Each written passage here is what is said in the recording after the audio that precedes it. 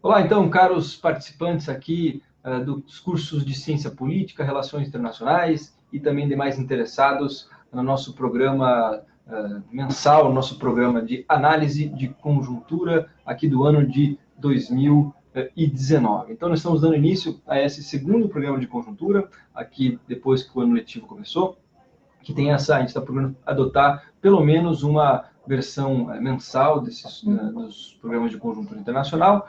E hoje, especificamente, nós vamos procurar compartilhar, nós vamos procurar apresentar o tema sobre o Oriente Médio. Eu, então, sou um professor André Frota, estou aqui também com a professora Nathalie, que vai nos auxiliar a compreender esse espaço, essa região do planeta, do sistema internacional, e que frequentemente apresenta conflitos e que frequentemente está nos noticiários nacionais e também internacional. Há, então, um grande apelo para o internacionalista sobre como pensar sobre o Oriente Médio, como analisar essa porção do planeta, quais são suas especificidades, quais são suas características. É evidente que nós não vamos aqui apresentar uma análise exaustiva sobre cada um dos conflitos, sobre cada um dos momentos históricos que esse espaço viveu. No entanto, existe muita desinformação sobre o Oriente Médio, existe muita desinformação sobre o que acontece. Talvez, de fato, um dos nossos objetivos ao escolher o tema especificamente dessa live, ser Oriente Médio, seja tentar afastar um pouco esse nível de desinformação e qualificar um pouco mais o raciocínio. Aprender, num certo sentido, a problematizar os conflitos que estão presentes no Oriente Médio, a problematizar essa região de uma maneira um pouco menos emotiva e menos influenciada pela mídia e pelos meios de comunicação internacional de uma maneira negativa, caso a gente veja isso de maneira negativa, porque não necessariamente seja, mas apresentar, então, um conjunto de recursos, um conjunto de possibilidades de vocês pensarem sobre essa região de maneira um pouco mais analítica, um pouco mais teórica. Esse é, então, aqui o objetivo desse momento. Então, vamos iniciar aqui, naturalmente, dando boas-vindas para vocês, e iniciar também aqui com uma pergunta introdutória para a professora Nathalie, em relação a como a gente poderia, então, estudar o Oriente Médio, professora. Como iniciar um programa de estudo, um programa um pouco mais, com um pouco mais de metodologia sobre esse assunto. Então, primeiro, boa noite a todos, né? Então, a ideia hoje aqui é que a gente discuta, converse um pouquinho sobre o Oriente Médio. Então, como é que a gente pensou, né, esse nosso encontro hoje? Na verdade, a ideia é que a gente possa observar e refletir sobre os processos políticos e históricos, né, e também econômicos, que fazem parte da formação do Oriente Médio e que, em certa medida, né, colaboram para que a região seja tão importante do ponto de vista geoestratégico, né, na atualidade, e também passe pelas dinâmicas violentas e pelas dinâmicas políticas que a gente observa na atualidade.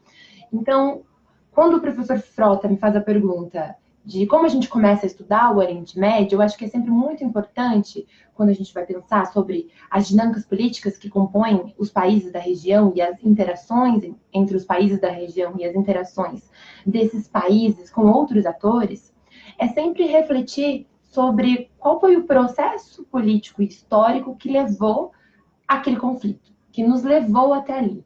Então, na verdade, é um exercício de olhar para as raízes profundas do problema e não mais nos ater apenas ao que está acontecendo na superfície. Então, quando a gente quer refletir sobre determinado processo político, sobre determinado conflito, ou sobre determinado acordo ou não acordo, que é o que ocorre no Oriente Médio, é muito importante que a gente pense um pouquinho sobre o processo de formação histórica dessa região. E por que eu digo isso?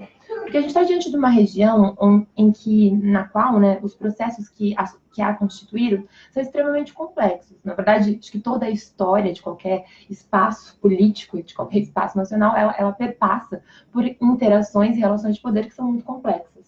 Mas, no caso do Oriente Médio, a gente teve ali uma teia de interações que conduziram esse continente a dinâmicas extremamente violentas.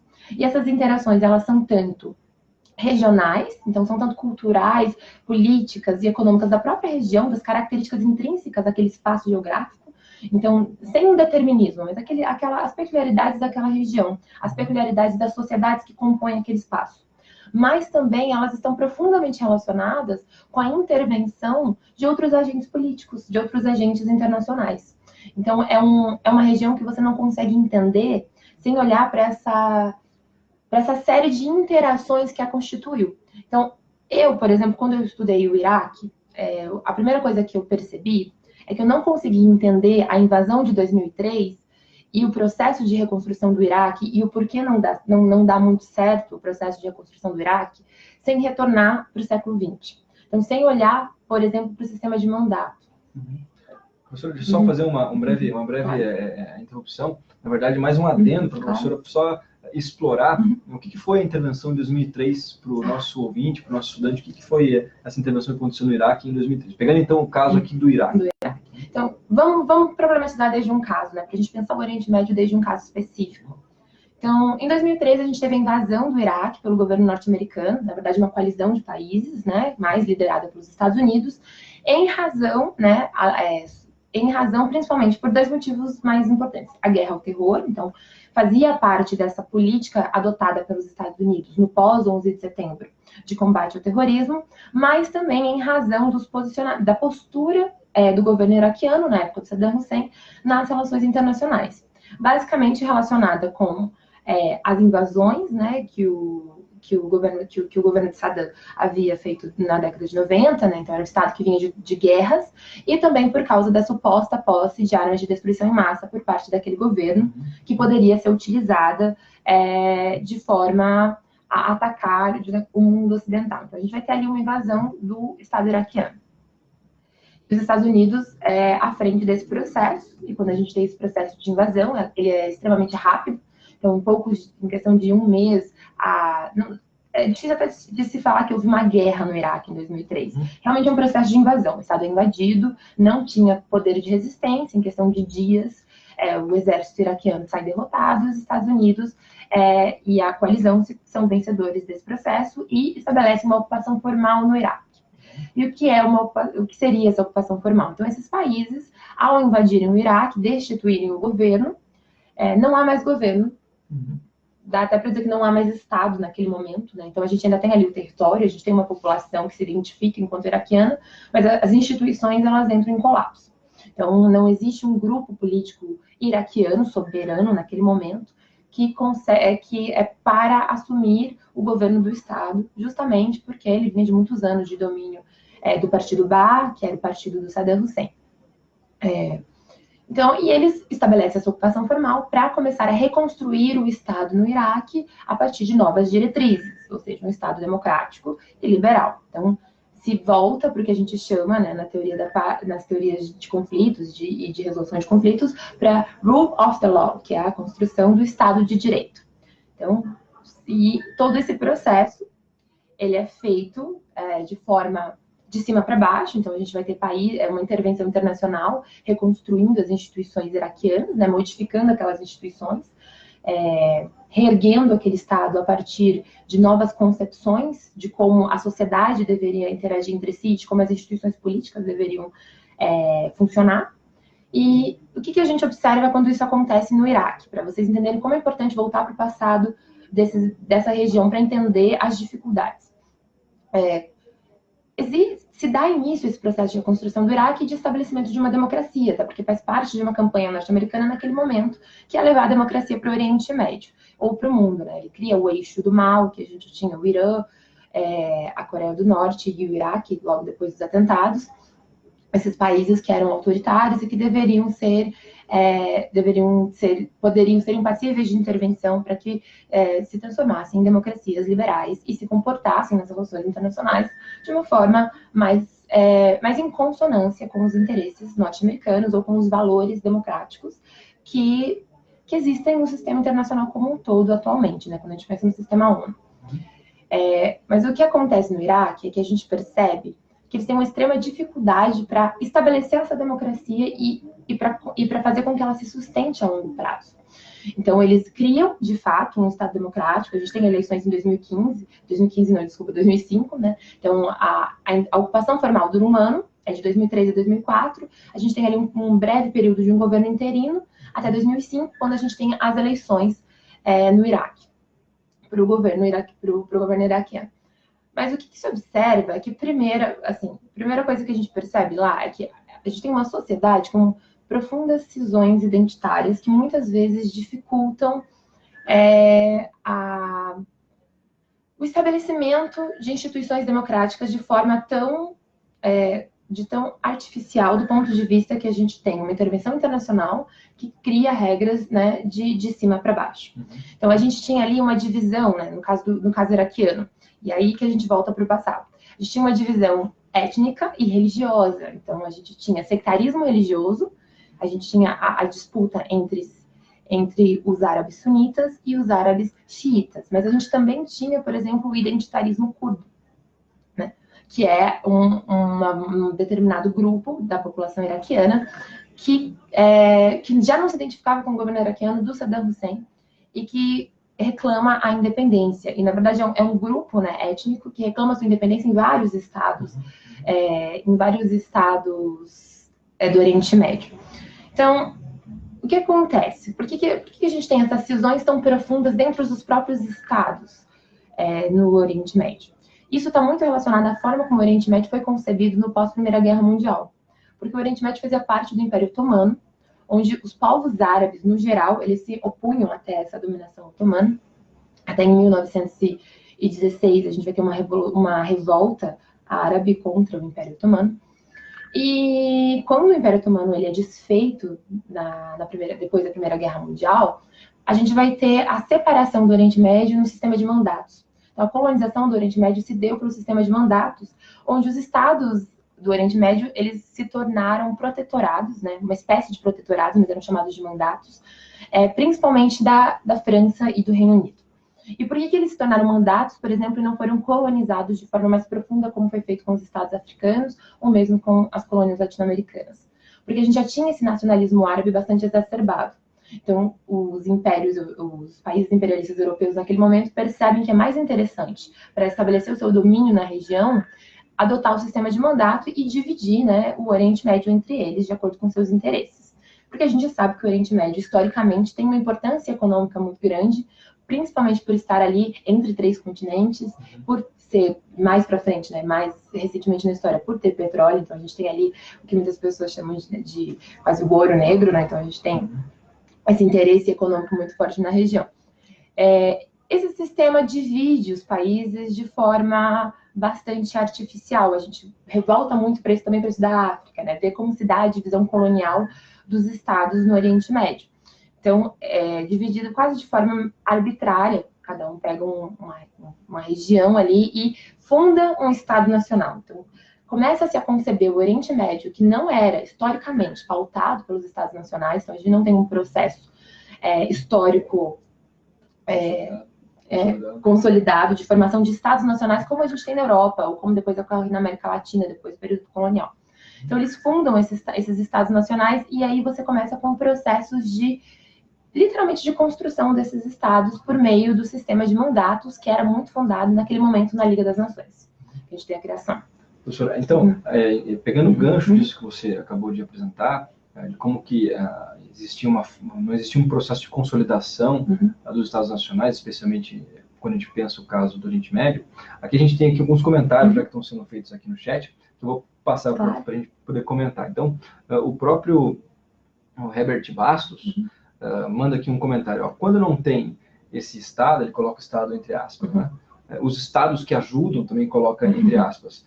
Na reconstrução do Estado Iraque, ajudam colocando o seu viés ideológico.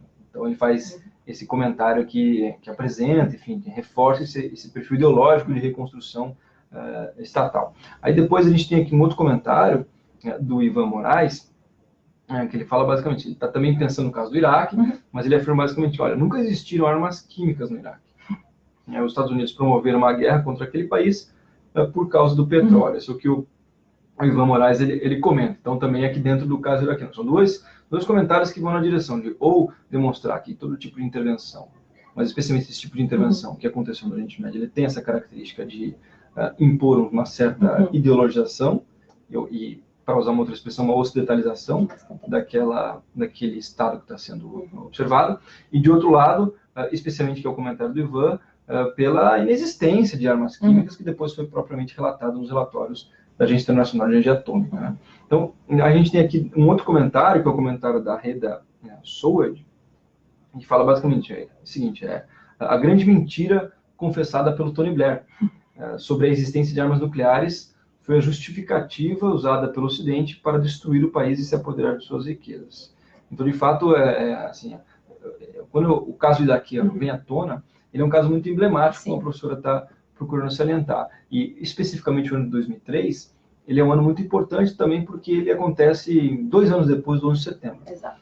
Se a gente pode periodizar a história contemporânea, do ponto de vista de enquadrar ela em períodos específicos, a gente tem o pós-Guerra Fria, iniciando então em 1991, 89, dependendo de como a gente for analisar, seja se é da Guerra do Muro de Berlim, seja também se é da ascensão da própria Rússia, e 2001 como um outro período do pós-Guerra Fria, uma outra fase do pós-Guerra Fria, que então coincide com o setembro. O caso do Iraque, da intervenção americana no Iraque em 2003, ele também é bastante emblemático, por isso que a gente está procurando ressaltar ele como esse caso de início, que boa parte dos processos que vão ser desencadeados depois da intervenção americana no Iraque em 2003, eles ainda estão relacionados a uma resposta, eles ainda de alguma maneira dialogam e têm uma influência desse acontecimento, que foi um acontecimento estrutural e definitivo, né? Eu acho que eu queria só passar aqui os comentários dos chats, né? Não, muito bacana as intervenções dos estudantes. Eu acho que vocês estão lendo as coisas de maneira bastante correta do ponto de vista de problematizar, de fato, esse tipo de intervenção. E problematizar no sentido de compreender que quando a gente está falando de relações internacionais, quando a gente está falando das relações entre os Estados e, sobretudo, do Oriente Médio, a gente está sempre falando de interesses e relações de poder bastante profundas. Muito profundas. Então, o professor trouxe aqui a questão do 11 de setembro, e, de fato, eu acho que o 11 de setembro ele tem um impacto histórico e político para a contemporaneidade, para a política internacional, muito grande. Isso porque, né, a gente vai ter o pós-Guerra Fria, e a gente vai ter uns Estados Unidos que ainda não sabe bem como se colocar no mundo. Então, ao perder ali a bipolaridade, aquela disputa que existia com a União Soviética, de início se tem ou uma crença muito absoluta no triunfalismo liberal, no triunfalismo do Ocidente, até o que podemos escrever o fim da história, mas, ao mesmo tempo, quando você vai para a política interna norte-americana, você percebe que eles não têm um grande projeto político para o mundo. E os Estados Unidos, historicamente, né, desde que ascende enquanto grande potência, sempre tem um projeto político voltado para a sua projeção internacional. E naquele período ali, em meio a toda a efervescência e toda a euforia com o final da Guerra Fria, ao mesmo tempo, politicamente, o governo norte-americano se vê um pouco perdido em como se projetar. E aí, quando a gente tem o 11 de setembro, a gente vai estar no início do governo do George W. Bush, né, o Bush filho. E o que acontece nesse momento? Ele era muito conhecido por ser um governo neoconservador e ele tinha uma política mais isolacionista do ponto de vista das relações internacionais. E quando a gente tem o 11 de setembro, os Estados Unidos passam a se projetar internacionalmente a partir da ideia da guerra ao terror. Então, se constrói toda uma ideia de projeção internacional norte-americana e se constrói todo um regime de combate ao terrorismo. Então, o terrorismo ele é alçado a esse problema mundial, quando, na verdade, ele é um problema muito mais regional do Oriente Médio, até mesmo do que norte-americano. Então, a gente teve alguns ataques pontuais aos Estados Unidos, mas ataques terroristas acontecem diariamente no Oriente Médio. Então, a gente percebe que ele é muito mais reflexo daquela conjuntura política que vive esses países do Oriente Médio, do que mesmo uma grande cruzada contra o Ocidente, como procurou se estabelecer naquele momento dentro da literatura. E dentro desse contexto, a gente teve ali as guerras preventivas, que era o que eles estavam utilizando naquele momento, ou preemptivas, como também se pode falar.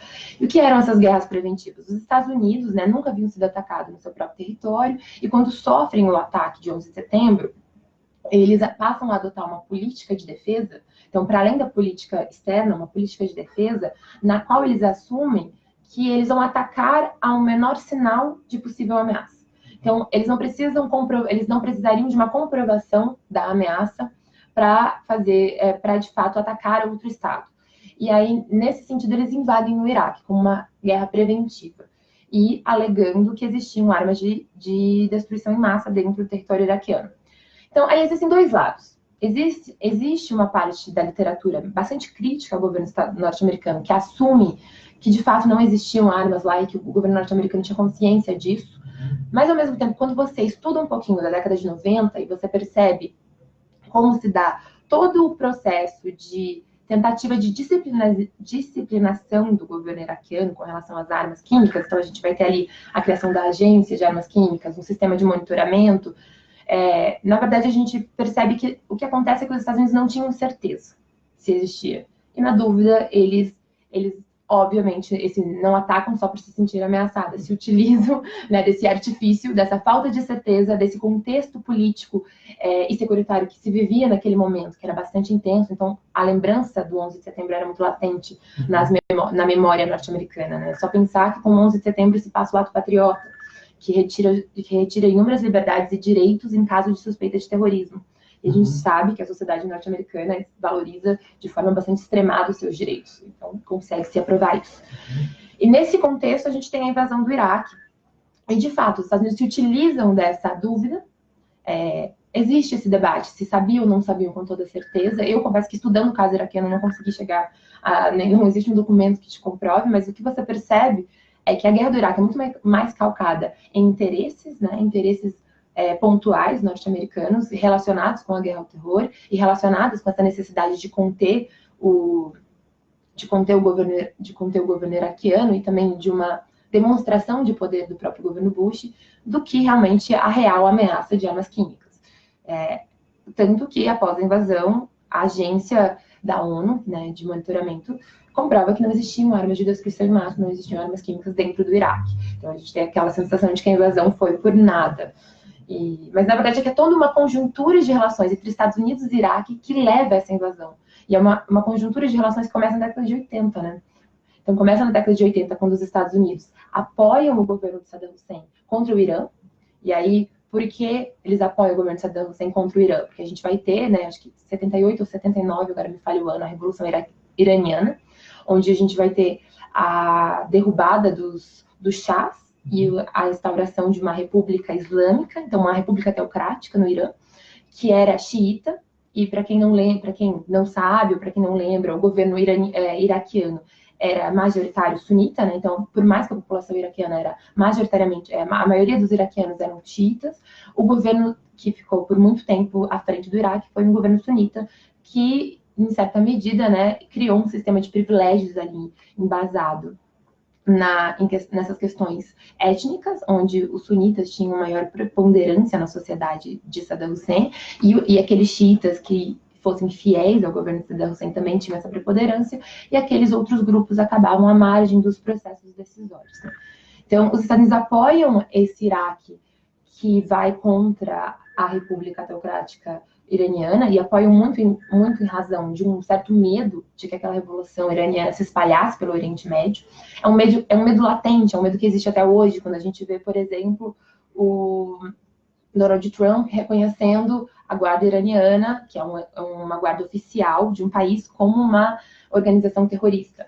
Isso é bastante simbólico do ponto de vista do que se considera terrorismo, do que não se considera terrorismo na própria literatura norte-americana, que costuma fechar os olhos para o terrorismo de Estado. Então, é algo bastante interessante você perceber esse movimento político de reconhecimento da guarda iraniana como uma organização terrorista, quando a própria literatura sobre o terrorismo norte-americana não costuma tratar sobre o terrorismo de Estado.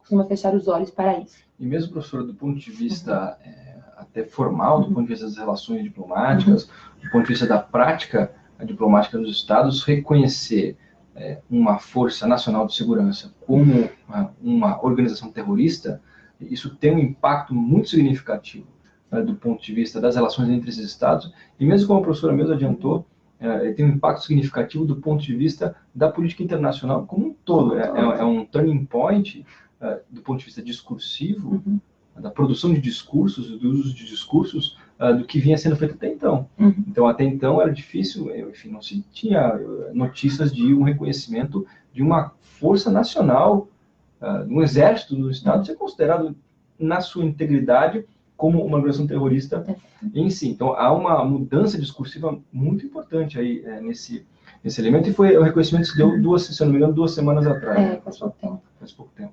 Não, faz pouco tempo, e de fato, eu acho que esse reconhecimento do Donald Trump com relação à Guarda Iraniana, a gente ainda não sabe bem qual vai ser o resultado disso. Né? Porque o que acontece com o terrorismo? A gente vai ter, algumas pessoas falam em gerações ou em ondas de terrorismo, né? Mas, em essência, como se estuda o terrorismo moderno, geralmente se olha para organizações clandestinas ou não estatais. Então, a gente está falando de grupos organizados, né? Que se utilizam de um método de uma ação terrorista. Né? Até é bem importante frisar isso para vocês, que quando a gente está falando de terrorismo pela literatura que é dedicada a isso, geralmente não se fala se evita usar, por exemplo, categorizar de forma muito enfática um grupo como sendo essencialmente terrorista. Porque o fim do terrorismo nunca pode ser a violência. Então, se o fim do grupo é ser terrorista, ele foge à lógica da ação terrorista, que, de acordo com a literatura, é um método utilizado geralmente por grupos clandestinos, alguns autores colocam indivíduos, outros autores já são mais críticos a isso, por grupos, né, clandestinos ou grupos que têm grupos políticos organizados que se colocam de forma contrária a determinadas organizações políticas mais fortes e que se utilizam da violência política ou da ameaça de violência política como uma forma de obter resultados naquele jogo político que, de outra maneira, eles não conseguiriam obter esses resultados e não teriam por ser mais fracos que o Estado, por exemplo. Então, a lógica do terrorismo seria se utilizar da ameaça, da geração da mensagem do pânico para conseguir resultado político. Então, quando a literatura olha só para esse tipo de método e esse tipo de organização, percebam que quando o Trump, sendo o presidente dos Estados Unidos, reconhece a Guarda Iraniana como uma organização terrorista, ele está dando um salto, como você mesmo colocou, que pode ter impactos bastante significativos de como outros estados vão passar a lidar com outros grupos. Né, com outros grupos. O que isso vai representar para a literatura do terrorismo ainda é algo que a gente vai ter que observar, porque é uma literatura bastante o terrorismo, né, o estudo do terrorismo está sempre muito relacionado com a conjuntura política também. E aí, professor, se me permite, o perfil de guerras, o perfil de conflitos, que já existia antes de 2001, mas que passa a se popularizar, isso acontece especialmente depois da intervenção norte-americana no Iraque, ela tem muito a ver com o conceito que acaba ficando conhecido hoje em dia, que é o conceito de guerra híbrida. E é essa modalidade que progressivamente passa a se tornar mais popular e que, enfim, passa a fazer parte do vocabulário também, do ponto de vista das analistas internacionais, em reconhecer que o perfil de guerra que vai passar a progressivamente acontecer, e especialmente o Oriente Médio como um palco desse perfil de conflitos, ela tem nessa combinação entre, de um lado, o que seriam essa rivalidade convencional, essa rivalidade clássica entre estados que são rivais há bastante tempo, como é o caso do Irã e da Arábia Saudita, de um lado, e de outro lado, o que seria então essas guerras que são irregulares ou guerras não convencionais, que é todo esse tipo de esforço que a professora também está procurando salientar, que inclui, por exemplo, o patrocínio de organizações terroristas por forças do Estado Nacional, que inclui também, por exemplo, o ataques cibernéticos a sistemas de segurança domésticos, que inclui também o uso de forças proxy, mercenários treinados por organizações estatais, como, por exemplo, os soldados que foram rebeldes que treinaram e que, de fato, exerceram suas atividades na guerra civil na Síria, que foram treinados pelos norte-americanos, também o caso do Afeganistão é a mesma coisa. Então, há essa combinação e essa modalidade de conflito que passa a se tornar cada vez mais popular, que é a guerra híbrida, e que ela combina essas duas dimensões. De um lado, a dimensão clássica, ela incorpora as rivalidades tradicionais, como é o caso, por exemplo, da rivalidade Irã-Arábia Saudita, como é o caso da rivalidade Estados Unidos e Rússia, mas que ela não se limita apenas a expressar isso de uma maneira convencional, mas isso vai acabar sendo impactado, vai acabar atingindo essa maneira não convencional, que inclui o patrocínio ao terrorismo, que inclui a desestabilização de governos que são contrários à ideologia alinhada àquele Estado que está patrocinando aquela atividade. Então, esse é um conceito bastante interessante que vai ao encontro do que a professora também está afirmando em relação a como entender o Oriente Médio de uma maneira um pouco mais sofisticada. Exatamente. E esse é o ponto, né? Com toda certeza, porque o que a gente observa no Oriente Médio eu acho que após 2001 com muita força, né? Na verdade, isso na própria literatura dos conflitos internacionais começa a ser estudado muito a partir da década de 90. Porque o que se observa, né? Então vai ter toda uma literatura que se dedica a estudar a guerra híbrida, ou até como outros autores colocam, como a Marie Caldor chama de novas guerras. E o que seriam essas novas guerras? Eles apontam para até um dado estatístico que se observa quando a gente vai ver quais são os conflitos que ocorreram nos últimos anos, eles apontam para o fato de que cada vez menos a gente observa a guerra entre estados, as rivalidades ainda estão aí, como você bem colocou. Os embates, as cisões políticas entre estados ainda existem. Mas cada vez menos a gente observa a ocorrência de guerras entre esses estados, né, guerras diretas, guerras tradicionais, e cada vez mais a gente observa a ocorrência desses novos tipos de conflitos, que eu diria que não são nem tão novos, mas que passam a ser mais visibilizados do ponto de vista, justamente porque a gente tem um jogo político entre os estados que tem mais destaque no sistema internacional, um pouco menos voltado para o conflito, né? Para o embate direto, como a gente tinha em outros momentos históricos. Cada vez mais esses conflitos, eles começam a se mostrar de forma diferenciada da guerra convencional. Isso porque você não está ali mais diante de combatentes, você está, muitas vezes, diante de civis, de exércitos rebeldes, de exércitos mercenários, você está diante de organizações terroristas, você está diante de outras formas de ataque, né? No Iraque, o que a gente observou, o que se observou no Iraque, que eu acho que foi o grande problema norte-americano, né? Foi uma falta de planejamento muito grande, né? Até estranho pensar que um Estado se propõe a invadir outro Estado e não tenha antevido os desafios que vieram. Eu acho que talvez houve eles subestimaram a capacidade de reação, né, e de reação organizada dos iraquianos. Então, são dois processos ali que acontecem no Iraque. Então, primeiro a gente vai ter a invasão, e com a invasão e a reconstrução do Estado, os Estados Unidos, né, à frente desse processo, passam a priorizar os grupos que foram deixados de lado, os grupos que foram oprimidos durante o governo do Saddam Hussein. Mas o que acontece o que eles deixam de lado e que os estudos da paz apontam, e geralmente isso é um erro muito, muito rude em processos de reconstrução pós-bélica, em processos de reconstrução pós-conflito. Eles esquecem de promover a reconciliação entre as partes. Então, eles, em certa medida, adotam políticas compensatórias para aqueles grupos que foram historicamente massacrados, historicamente deixados de lado pelo governo de Saddam Hussein, e adotam políticas que privilegiam esses grupos e que deixam o grupo que era majoritário no governo anterior um pouco ao lado, né? Um pouco relegado nessa cena política que está se desenhando. O que acontece quando você faz isso, quando você não promove o diálogo, a reconciliação, quando você não fomenta que as partes voltem a coexistir pacificamente de forma realmente integrada, isso é muito importante no momento pós-conflito, que você faça as partes coexistirem de forma integrada. O que acontece é que os sunitas, eles começam a responder a essa invasão, eles começam a não reconhecer, a não legitimar o processo de reconstrução do Iraque. E aí, aquele Estado que está sendo reconstruído, aquele governo que está sendo erguido pelas forças internacionais, ele se torna altamente dependente da ingerência externa para se manter no poder e muito pouco legítimo frente a grandes grupos da população.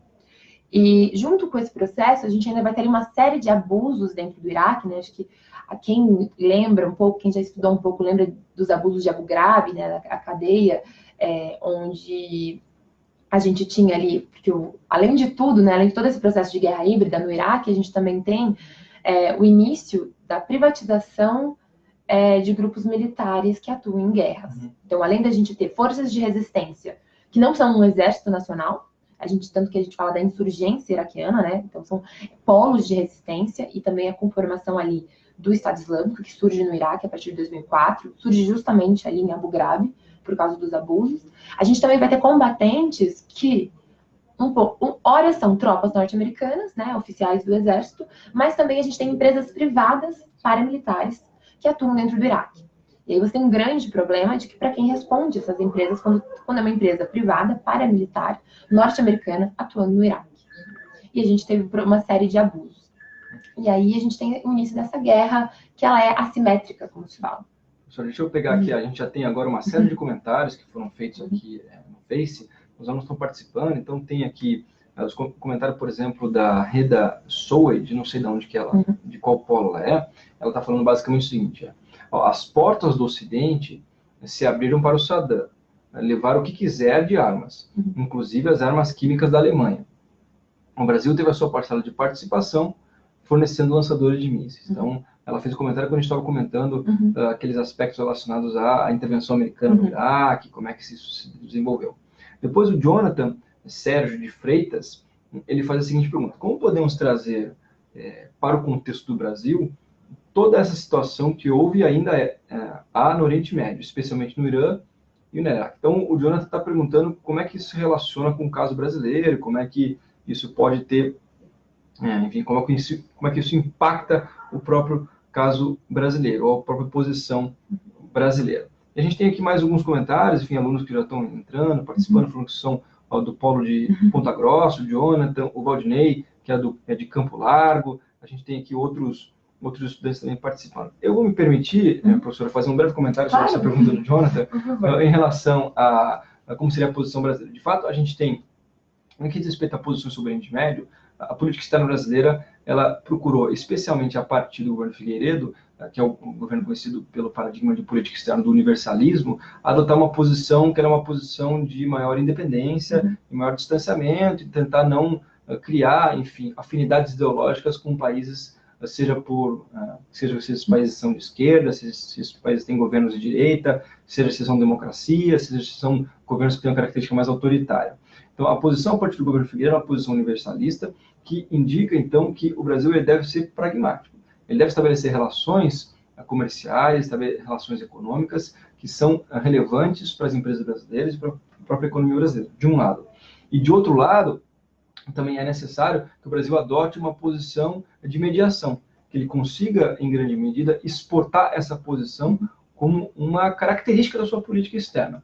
Tem um autor, que é um autor, ele foi chanceler durante um tempo, mas antes de ele ser chanceler, ele publicou vários trabalhos acadêmicos, é um professor de direito internacional lá de São Paulo, que é o Celso Laffer.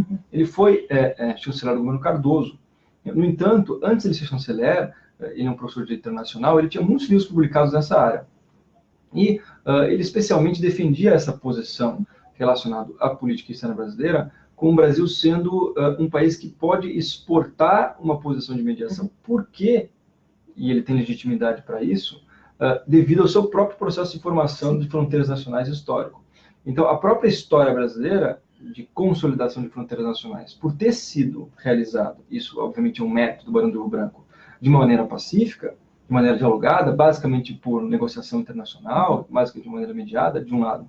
E de outro lado, isso é algo mais contemporâneo, a própria inexistência de armas nucleares no espaço brasileiro e no continente sul-americano, isso fornece credenciais para o Estado brasileiro poder ofertar e poder se constituir como um país que consegue, então, dialogar e consegue elaborar, então, estratégias de mediação. Então, essa era a posição brasileira e essa era uma estratégia de política externa brasileira que, mesmo durante os militares, já foi desenvolvida. Ela acabou continuando nos governos Cardoso, no governo Cardoso I, no governo Cardoso II, que teve, tanto no Luiz Felipe Lampré quanto no governo Celso Laffer, os seus principais representantes. E depois do próprio governo Lula, isso se expandiu a ponto de o próprio Celso Amorim fornecer, quando o Brasil estava ocupando a presidência do Conselho de Segurança, a cadeira rotativa da presidência do Conselho de Segurança, o próprio chanceler Celso Amorim elaborou um conjunto de painéis para mediação. E são painéis super clássicos, depois ele lançou até um livro sobre esse assunto. A posição brasileira atual é uma posição de revisão, é uma posição análoga às posições anteriores, é uma posição de ruptura com o que vinha acontecendo até então, mesmo os governos militares.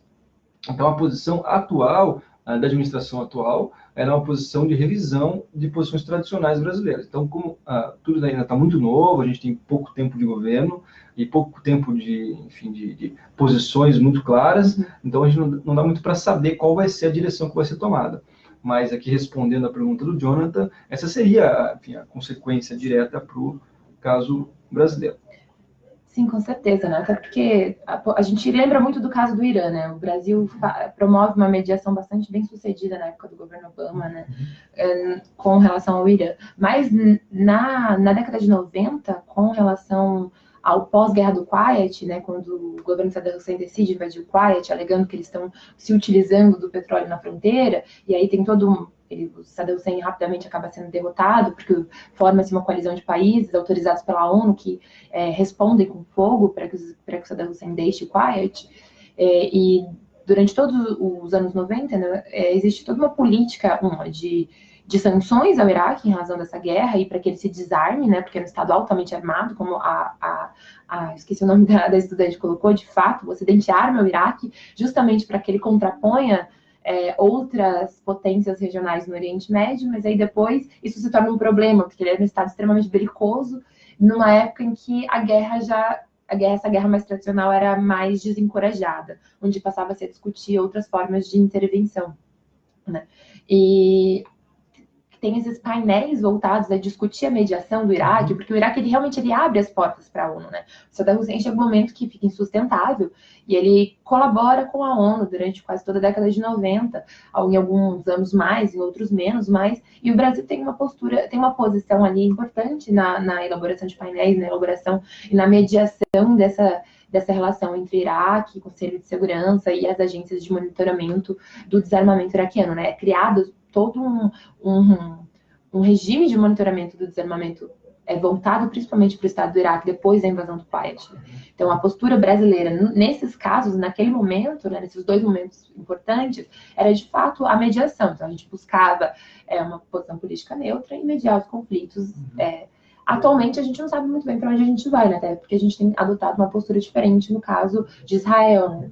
Adotando uma postura um pouco mais declarada. Historicamente, a gente sempre reconheceu a Palestina na ONU, então há essa posição de ruptura e a gente não sabe muito bem para onde ela vai caminhar, até onde ela pode se sustentar, porque a gente sabe que é bastante custoso, uma política externa um pouco mais enfática, uma política externa onde você escolhe lados, às vezes ela pode ser um pouco mais custosa. Então, professora, a gente tem aqui mais uma pergunta, acho que essa a gente pode deixar para responder um pouco mais para frente, né, mais para o finalzinho da live, que é a pergunta do Herbert Bastos, que ele pede recomendações de literatura sobre o terrorismo. Então, a gente pode deixar aqui, Herbert, a sua pergunta mais para o finalzinho aqui da nossa live, a gente finaliza, então, apresentando algumas literaturas, e, de fato, um dos objetivos aqui da live é exatamente isso, tentar comentar assuntos de conjuntura internacional, como foi, por exemplo, o caso da decisão do governo Donald Trump de reconhecer as Forças Armadas da Guarda Nacional Iraniana como uma organização terrorista internacional. Essa foi, vamos dizer assim, o tópico-chave que motivou aqui a elaboração dessa live, mas especialmente todo o contexto que envolve e o conjunto de elementos que são importantes de serem considerados quando nós estamos pensando sobre o Oriente Médio.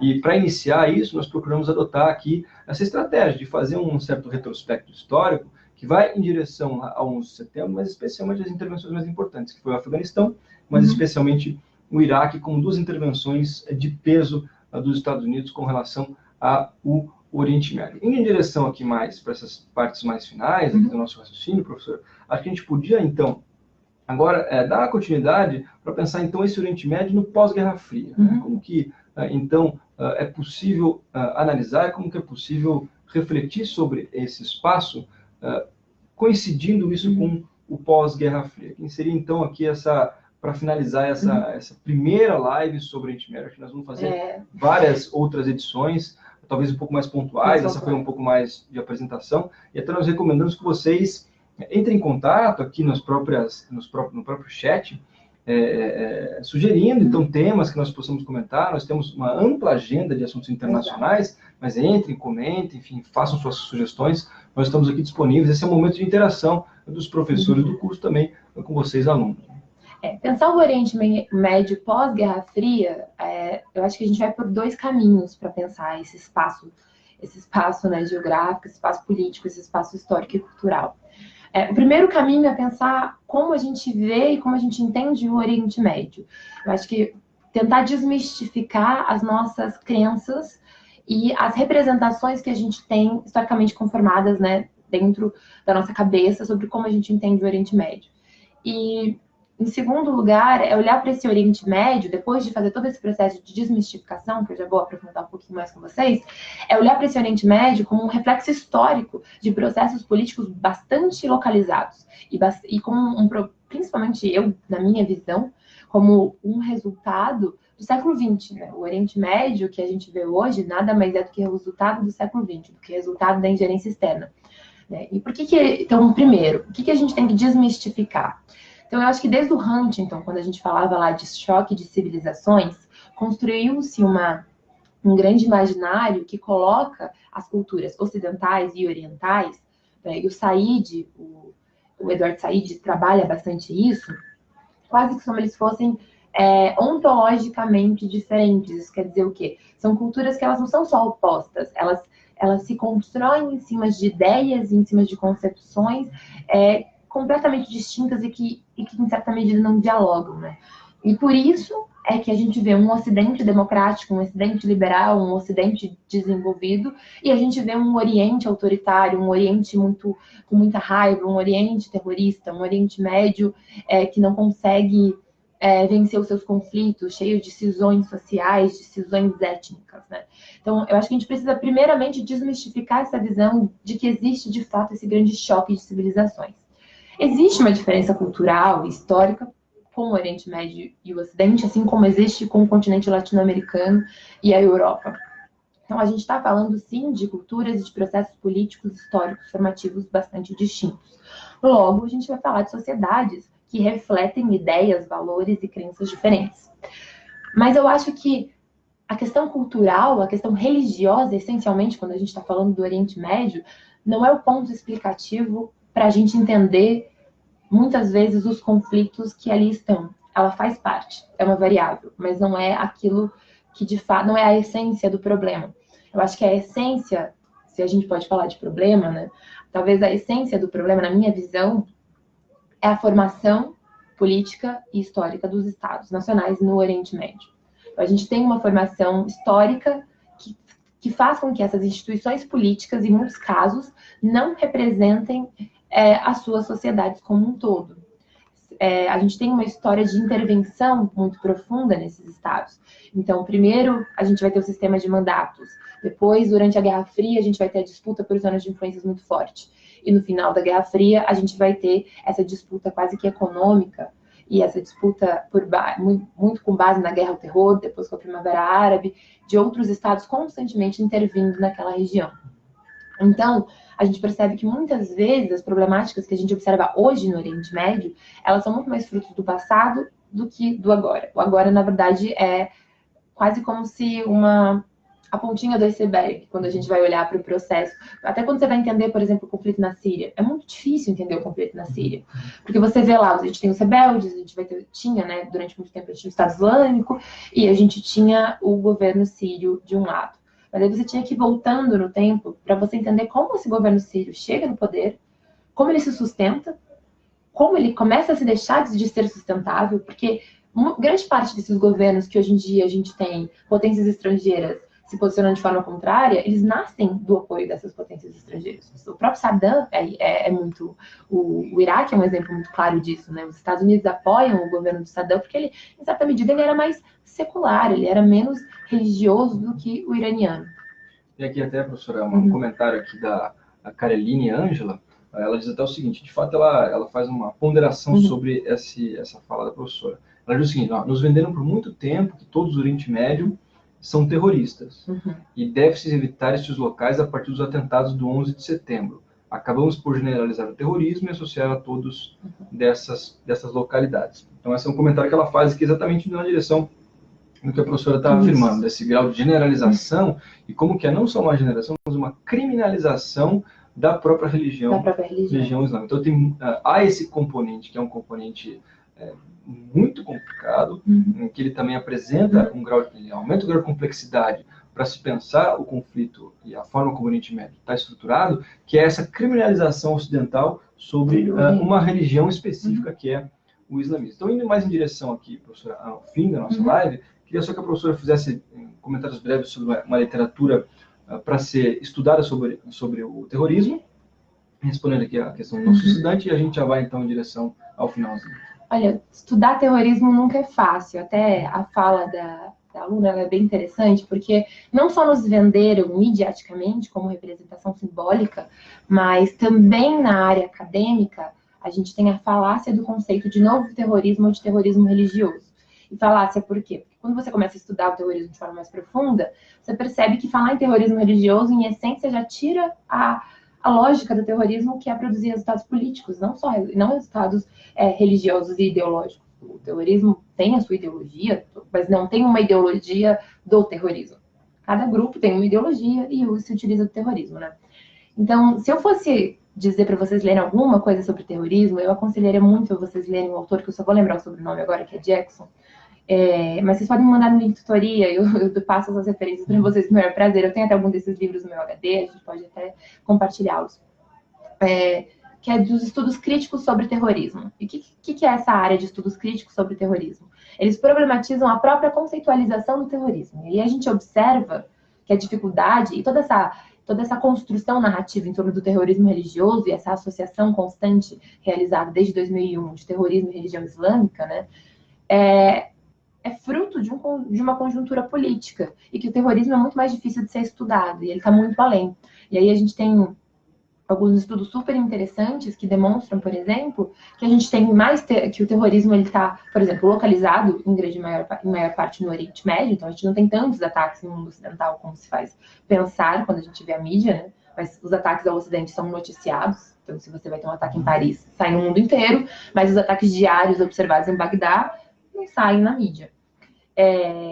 E eles problematizam o conceito e a própria história, e com isso a gente pode pensar no terrorismo de uma forma diferente. Eles criticam muito essa ideia de terrorismo religioso, que é isso que você vinha falando, que é essa associação quase que natural que a gente faz desde o 11 de setembro, a gente naturaliza, a gente normaliza essa ideia de que a religião islâmica ela se adere a práticas terroristas contra o Ocidente, que está muito relacionado a todo esse contexto de que a gente entende que as culturas são tão diferentes e que o Oriente Médio, né, que as pessoas que ali vivem, têm essa cultura autoritária, violenta, incapaz de aderir aos processos políticos democráticos como o Ocidente o faz. E quando a gente vai para essa literatura, a gente percebe que não é bem por aí, que o problema é um pouquinho mais embaixo, que tem todo um processo histórico formativo que conduz a esse cenário, e que, em grande medida, as potências estrangeiras estão sempre envolvidas na composição desse cenário altamente conflitivo do Oriente Médio.